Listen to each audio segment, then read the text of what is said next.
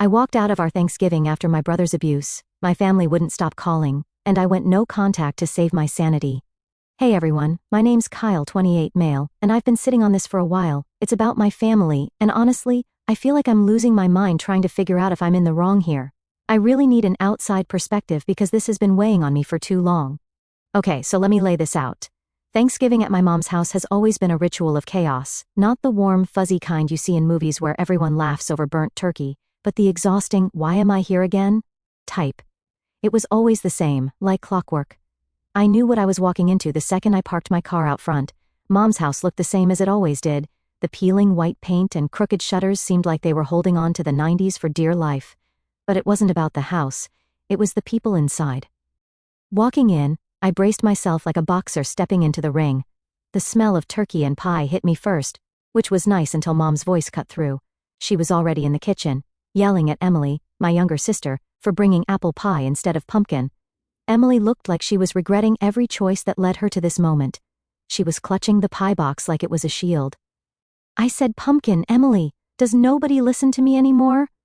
Mom threw up her hands, turning back to whatever she was burning on the stove. Emily shrugged.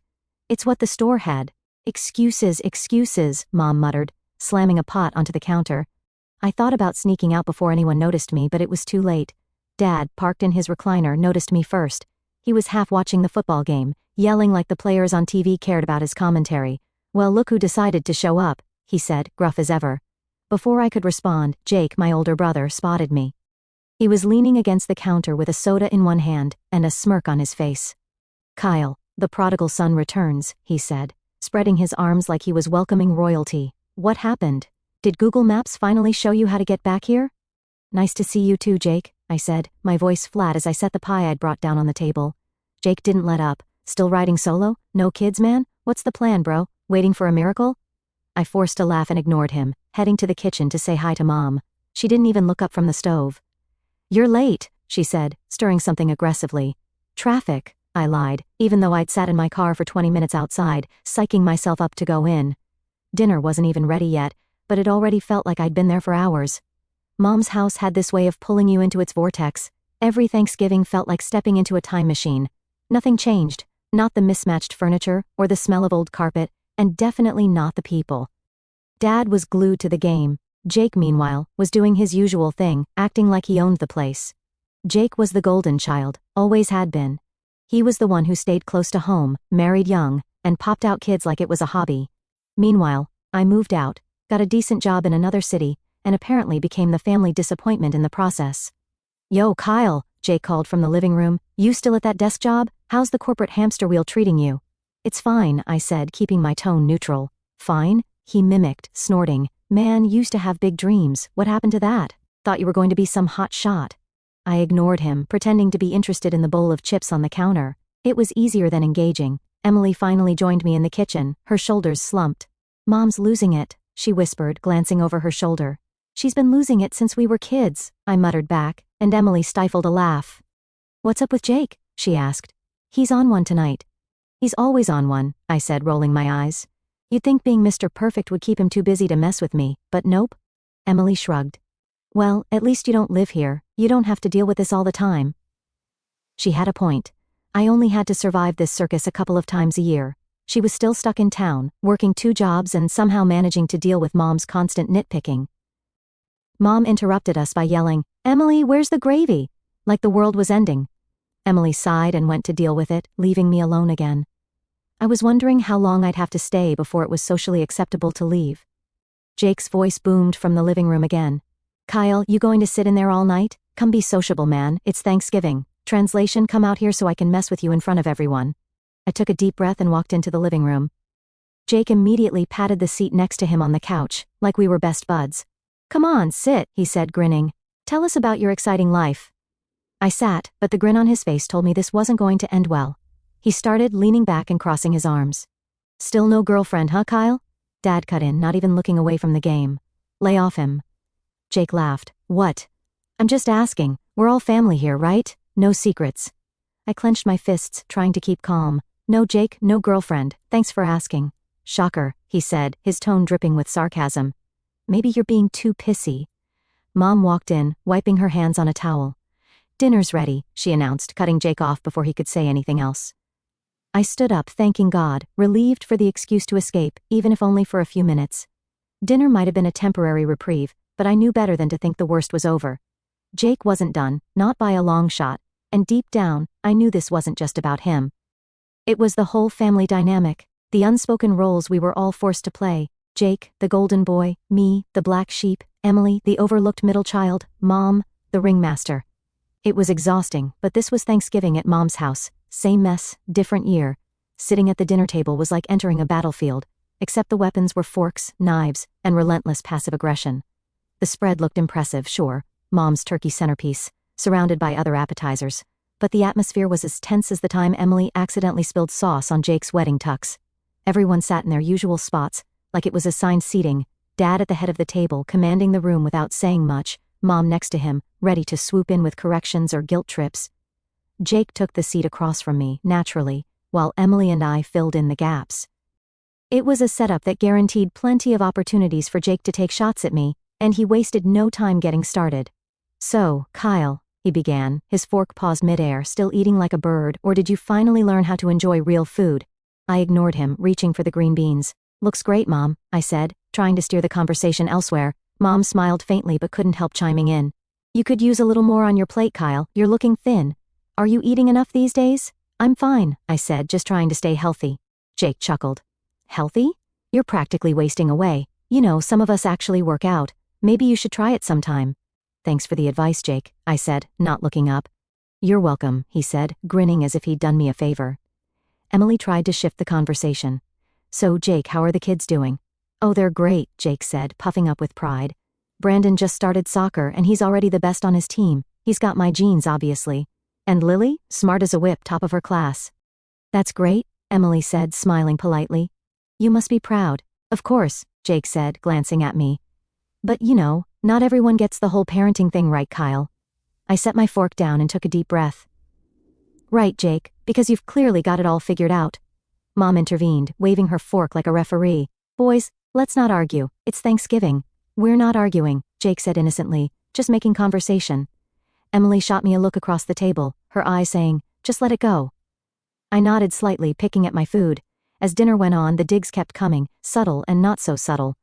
Jake brought up the time I flunked a math test in high school, then the time I accidentally broke Dad's favorite coffee mug. It was like he had a mental archive of every mistake I'd ever made, ready to pull out at the worst moments. So Kyle, Jake said, leaning back in his chair. What's it like living alone? Must be nice not having to answer to anyone, huh? No responsibilities, no stress, just you and your microwave dinners. I clenched my jaw but forced a smile. It's great, actually. I enjoy the peace and quiet. Oh, I bet, he said, laughing. You've always been more of a lone wolf. Or, you know, just alone. Dad finally spoke up, his voice gruff. Jake, enough. Let the boy eat. Jake held up his hands in mock surrender. Just joking, Dad. Relax. Mom sighed, shaking her head. Jake, you should really be nicer to your brother. But even her tone lacked conviction. She wasn't defending me as much as she was trying to maintain some illusion of harmony. Jake knew it too, and he just grinned, taking another bite of turkey. Emily, bless her, tried again to steer the conversation. Mom, the stuffing's really good this year. Did you use a new recipe? Mom brightened a little. I did, actually. It's one I saw on TV last week. They used more herbs. Oh, here we go, Jake interrupted, rolling his eyes. Mom's cooking tips. Kyle, you should take notes. Maybe you could learn how to make something that doesn't come in a box. I looked up, finally losing patience. What's your problem, Jake? Seriously. You've been on my case all night. The table went silent. Even Dad looked up from his plate, his expression unreadable. Jake, of course, just smirked. Relax, man, he said like he was so innocent. I'm just having fun. Don't be so sensitive. That's your excuse every year, I shot back. It's not fun. It's just you being an a-hole. Kyle, Mom snapped, her eyes wide. Language.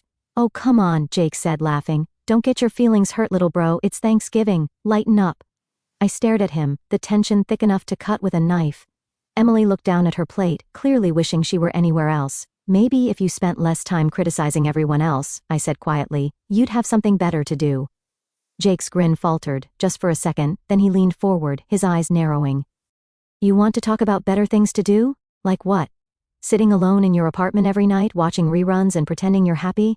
Jake, stop, Emily said, her voice firm, but Jake wasn't done. You act like you're above all this. above us, but let's be real, Kyle. What have you done that's so great? What do you have to show for yourself? Enough, Dad barked, slamming his hand on the table. Both of you sit down and shut up. The room went dead silent. Even Jake didn't dare say another word. I stared at my plate, my appetite long gone. Mom muttered something about dessert, standing to clear the dishes. I stayed quiet, my hands clenched under the table.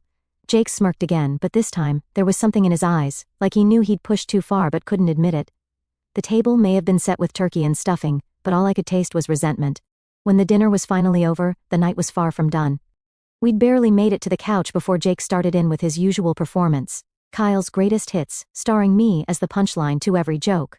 It wasn't enough for him to ruin dinner, no, he had to keep the show rolling, and everyone else just played along like it was normal. Hey, remember when Kyle tried to fix the lawnmower and ended up flooding the garage? Jake said, laughing so hard he nearly spilled his drink. What was the plan there, bro? Drown the engine? Mom chimed in before I could respond. Oh, that was a disaster, Kyle. You've always been so clumsy. I told you to call your father, but no, you had to do it yourself. It was one time, I said, my voice sharp, and I was 16. Jake grinned, leaning back on the couch like he'd just won an award. 16 doesn't matter, man. You've been screwing up since day one. Emily, sitting on the armchair, piped up. Jake, come on. You don't have to keep dragging him. Jake turned to her. Dragging him? Please. Kyle's fine. He knows I'm joking, right, little bro? I ignored him, focusing on the TV. A rerun of some old sitcom was playing, but I couldn't hear a word over the sound of Jake's voice. Mom walked in from the kitchen, carrying a tray of coffee and dessert. All right, everyone, pie time. Let's try to be civil, please. Civil? Jake said, raising an eyebrow. I'm always civil. It's Kyle who can't take a joke. Don't blame this on me, I yelled, finally looking at him. You've been a jerk all night, and everyone just lets you get away with it. Oh, poor Kyle, Jake said mockingly, wiping an invisible tear from his eye. Always the victim. Boo-hoo. Maybe if you didn't make it so easy I wouldn't have so much material. Jake, Mom said, her tone sharp, that's enough. But Jake wasn't done, he never was. What? I'm just saying what everyone's thinking. Look, Mom, you're the one who's always cleaning up after him. How many times did you have to call his landlord to bail him out? And let's not forget college, 2 semesters and out, real impressive.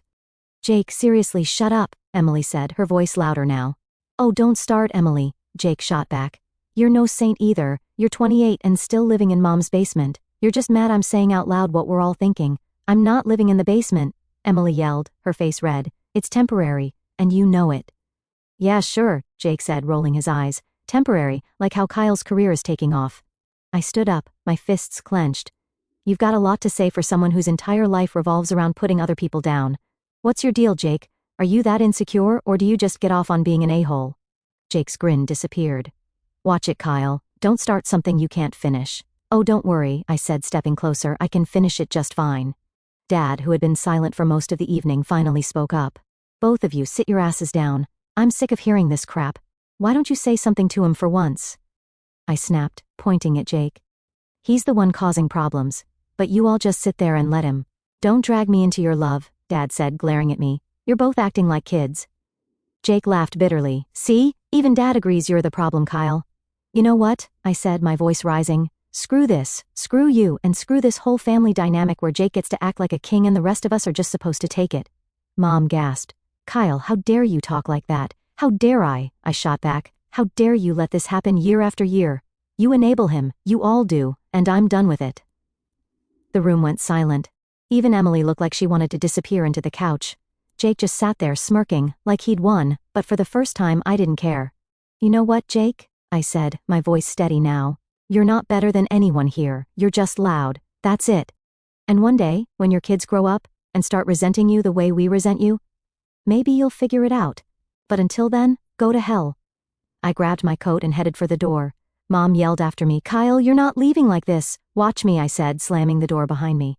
I sat in my car for a minute, my hands shaking. My phone buzzed in my pocket, probably Mom or Emily trying to convince me to come back. I didn't even check. For the first time I felt like I'd finally said what needed to be said.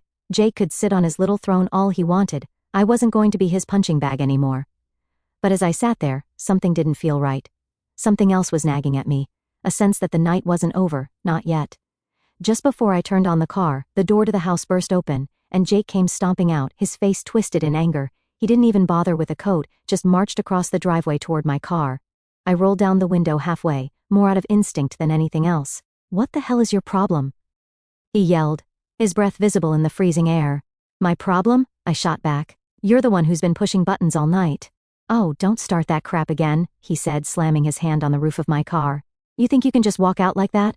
Throw your little tantrum, and leave the rest of us to clean up the mess? Mess? I said, laughing bitterly. The only mess here is you, Jake. You've been a self-centered prick your entire life, and everyone just lets you get away with it. Jake's eyes narrowed, and for a second I thought he might actually punch me. You're a real piece of work, you know that? Acting like you're so much better than the rest of us. Well, guess what, Kyle? You're a joke. Always have been. Better a joke than a bully, I snapped, opening the car door and stepping out.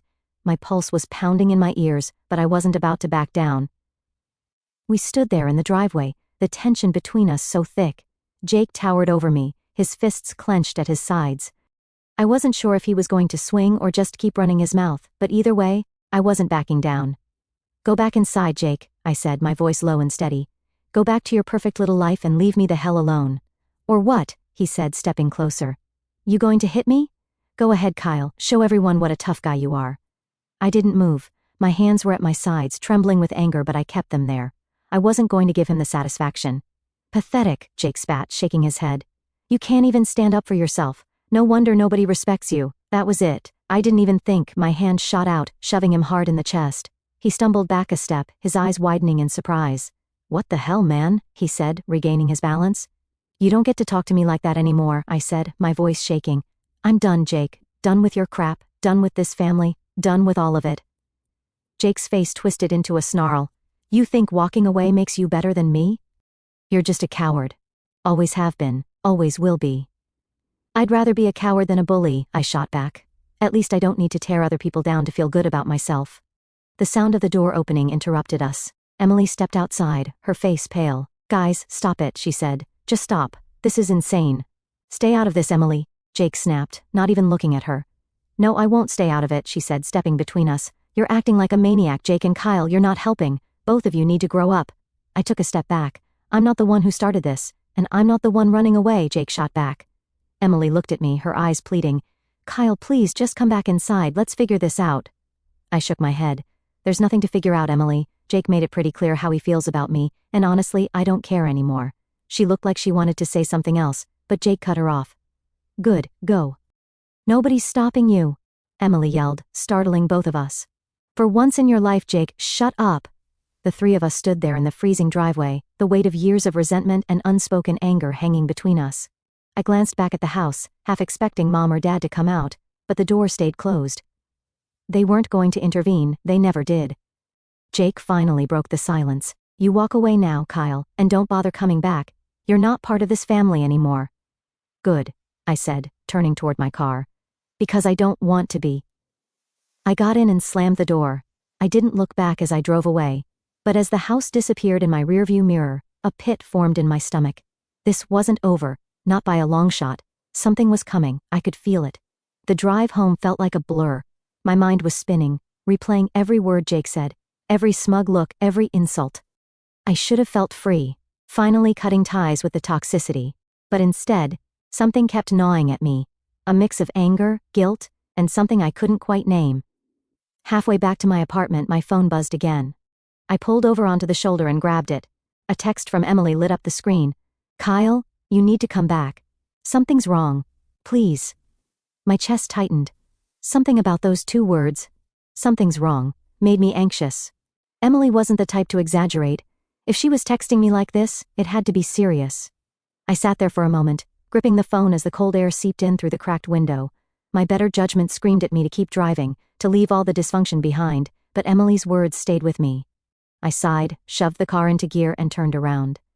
The house looked different when I pulled back into the driveway. The warm glow that had mocked me earlier now felt eerie, like it didn't belong. As I stepped out of the car, I felt something wasn't right. The front door was slightly ajar, swinging gently in the wind. I hesitated. The living room was empty. The plates from dinner were still on the table, the remnants of dessert untouched. The laughter and chaos from earlier were gone, replaced by a heavy silence. My heart pounded in my chest as I called out, Emily? Mom? Dad? No answer. I moved through the house, my footsteps loud against the hardwood floor. The kitchen was dark, the only light coming from the refrigerator door, left ajar. A faint hum filled the room, but it wasn't enough to drown out the uneasy quiet. That's when I heard it. A muffled thud from the back of the house. I froze, my breath catching in my throat. For a moment I thought about turning around and leaving. But then I remembered Emily's text. If she needed me, I wasn't going to abandon her, not again. The hallway felt longer than it should have. I reached the door to Dad's study, where the noise had come from. The door was slightly open, and the dim light spilling out cast strange shadows on the walls. I pushed it open slowly. Inside, Jake was standing by the desk, his back to me. He was holding something, a photo frame, his shoulders tense, his head bowed. For a moment I thought he was crying, but then he turned around, and I saw his face. It wasn't sadness, it was rage. "You came back," he said, his voice low and gravelly. "Of course you did. You couldn't just leave it alone." "What are you talking about?" I asked, my voice shaky. "Where's Emily? Where's Mom and Dad?" Jake laughed, but it was hollow, humorless. He slammed the photo frame down on the desk, shattering the glass. "They're gone. Just us now. What the hell are you talking about?" I said, taking a step back. "Gone where?" Jake didn't answer. Instead, he stepped closer, his fists clenched. "You always thought you were better than me, didn't you? Mr. Perfect. Always the victim. Poor little Kyle." "I never thought that," I said, my voice trembling. "Jake, where are they?" "You're the reason this family's broken," he snarled, his voice rising. "You, with your holier-than-thou attitude, your constant running away, you're the one who doesn't belong." Jake was unhinged. This wasn't the brother I grew up with, the one who loved teasing but never crossed the line into outright madness. Something had snapped in him, and I didn't know how to fix it. Suddenly, a noise from upstairs broke the tension. Jake's head whipped around, his expression shifting from rage to something darker. Without thinking, I bolted for the stairs, pushing past him as he yelled after me, "Don't you dare go up there, Kyle." I didn't listen. My legs carried me up 2 steps at a time, my heart pounding in my ears. I could see light spilling out from under one of the bedroom doors. I ran toward it, throwing the door open. Inside, Emily was sitting on the floor, her back against the bed. She looked up at me, her face pale and her eyes wide with fear. "Kyle," she whispered, "he's lost it." "What happened?" I asked, kneeling beside her. Before she could answer, Jake's voice boomed from the hallway.